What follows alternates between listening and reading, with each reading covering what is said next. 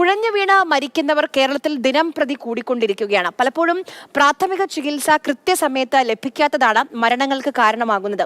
ഇത്തരം പ്രതിസന്ധി ഘട്ടങ്ങളിൽ ചെയ്യേണ്ട പ്രാഥമിക നടപടികളെക്കുറിച്ച് കാസർകോട്ടെ അഗ്നിരക്ഷാ നിലയത്തിലെ ഓഫീസർമാർ നമുക്ക് പറഞ്ഞു തരും. നിർബന്ധമായും കാണണം, കണ്ടുവരാം.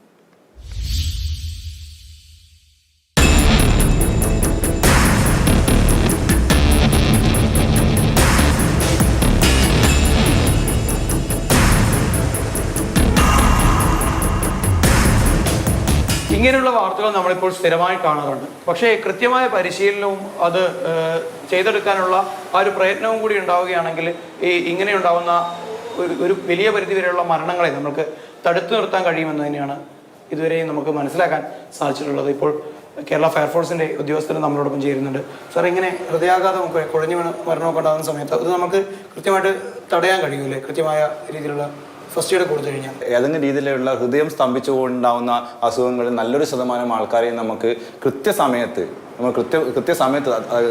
തന്നെ CPR കൊടുത്തു കഴിഞ്ഞാൽ നമുക്ക് അവരെ ജീവിതത്തിലേക്ക് തിരിച്ചു കൊണ്ടുവരാൻ വേണ്ടി തീർച്ചയായും സാധിക്കുന്നതാണ്. CPR കൊടുക്കുന്ന സമയത്ത് നമ്മൾ ശ്രദ്ധിക്കേണ്ട കുറച്ച് കാര്യങ്ങളുണ്ട്. ഇപ്പോൾ ഒരാൾ നിലത്ത് ഇതുപോലെ കുഴഞ്ഞ് വീണ് കിടക്കുന്ന ഒരു സാഹചര്യത്തിൽ ഉണ്ട് എന്ന് കരുതുക. അദ്ദേഹം എന്തുകൊണ്ടാണ് വീണത് എന്നും കൃത്യമായി മനസ്സിലാക്കി വെക്കുക. ചിലപ്പോൾ ഇലക്ട്രിക് ഷോക്ക് ആയിരിക്കാം, അല്ലെങ്കിൽ എന്തെങ്കിലും തട്ടി വീണുകൊണ്ടായിരിക്കാം. അദ്ദേഹത്തെ നമ്മൾ മറ്റ് അപകടങ്ങളൊന്നും ഇല്ലാത്ത രീതിയിൽ നമ്മൾ അദ്ദേഹത്തെ സേഫായ ഒരു സ്ഥലത്തേക്ക് കൊണ്ടുപോയി ഇതുപോലെ കിടത്തുക. ഈ ഗോൾഡൻ മിനിറ്റ്സിന് ആദ്യത്തെ 5 മിനിറ്റ്സ് ആണ്. 5 മിനിറ്റ്സിന് ഭാഗം നമുക്ക് അദ്ദേഹത്തെ രക്ഷപ്പെടുത്താൻ പറ്റിയിട്ടുണ്ടെങ്കിൽ അദ്ദേഹത്തെ നമുക്ക് സുരക്ഷിതമായിട്ട് വേറെ അപകടമൊന്നുമില്ല ജീവിതത്തിലേക്ക് കൊണ്ടുവരാൻ വേണ്ടി നമുക്ക് സാധിക്കുമെന്നാണ് മനസ്സിലാക്കുന്നത്. അതിന് നമ്മൾ അദ്ദേഹത്തെ ആദ്യം വിളിച്ചു നോക്കും. ഇങ്ങനെ വീണ് കിടക്കുന്ന ഒരാൾ നമ്മൾ ആദ്യം വിളിച്ചു നോക്കുക. Hello hello hello hello hello hello എന്ന് വിളിച്ചു നോക്കുമ്പോൾ ചില ഭക്ഷണം കഴിക്കാതെ ക്ഷീണമൊക്കെ ആയിട്ട് ഷുഗറൊക്കെ ആയിട്ടുള്ള ചില വ്യക്തികളുണ്ടെങ്കിൽ അദ്ദേഹം ഏതെങ്കിലും രീതിയിൽ പ്രതികരിക്കുന്നുണ്ടാവും. അപ്പോൾ അദ്ദേഹം മനസ്സിലാക്കുക വേറെ പ്രശ്നങ്ങളൊന്നും ഇങ്ങനത്തെ അസുഖമാണ്, അദ്ദേഹത്തെ എത്രയും പെട്ടെന്ന് ഹോസ്പിറ്റലിൽ എത്തിക്കാനുള്ള സംവിധാനങ്ങൾ നമ്മൾ നോക്കുന്നില്ല. പ്രധാനം ഇനി എന്ത് ചെയ്യാൻ, നമ്മൾ അദ്ദേഹത്തിന് റെസ്പോൺസ് ഇല്ല എന്ന് ഉറപ്പിച്ചു കഴിഞ്ഞാൽ അദ്ദേഹത്തിൻ്റെ ഹൃദയവും ശ്വാസ സംവിധാനങ്ങൾ പ്രവർത്തിക്കുന്നുണ്ടോ, സർക്കുലേഷനൊക്കെ കറക്റ്റ് വർക്ക് ചെയ്യുന്നുണ്ടോ നമ്മൾ നോക്കുന്നതിൽ പ്രധാനം. അതിന് എന്താ, നമ്മുടെ ഹൃദയത്തിൽ നിന്ന് തലച്ചോറിലേക്ക് ബ്ലഡ് പമ്പ് ചെയ്യുന്ന വെയിൻ ഇവിടെയാണ് ഉണ്ടാവുക. അതെങ്ങനെ, 2 വിരൽ മാത്രം ഉപയോഗിക്കുക.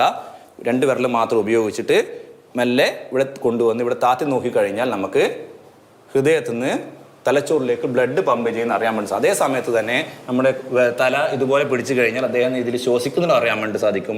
ഏതെങ്കിലും ഹൃദയം പ്രവർത്തിക്കുന്നതിനോ പൊങ്ങുന്നുണ്ടാകുന്നതോ നമുക്ക് ഇവിടെ നോക്കിക്കഴിഞ്ഞാൽ അറിയാൻ വേണ്ടി സാധിക്കും. അതിനുശേഷം ഇതൊന്നും പ്രവർത്തിക്കുന്നില്ല, ഇതൊന്നും കിട്ടുന്നില്ല എന്ന് നമ്മൾ എന്ത് ചെയ്യുക, CPR സ്റ്റാർട്ട് ചെയ്യുക. അതിന് CAB അത് നമ്മൾ എന്ത് ചെയ്യുക, സർക്കുലേഷൻ, ബ്രീത്ത്, എയർ വേ.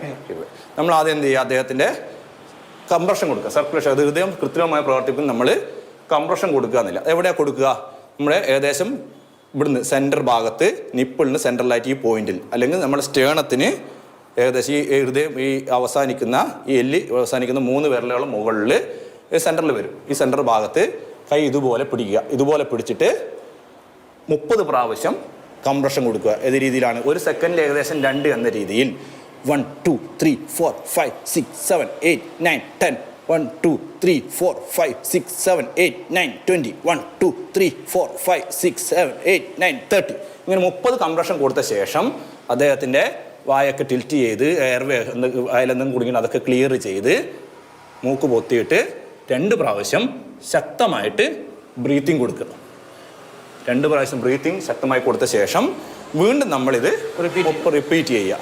ഒരു 5 പ്രാവശ്യം ഇതുപോലെ കൊടുത്ത ശേഷം നമ്മൾ എന്ത് ചെയ്യുക, വീണ്ടും അദ്ദേഹത്തിന് ഏതെങ്കിലും രീതിയിൽ ഹൃദയം പ്രവർത്തിക്കുന്ന സാഹചര്യം ഉണ്ടായോ എന്ന് വീണ്ടും നോക്കുക.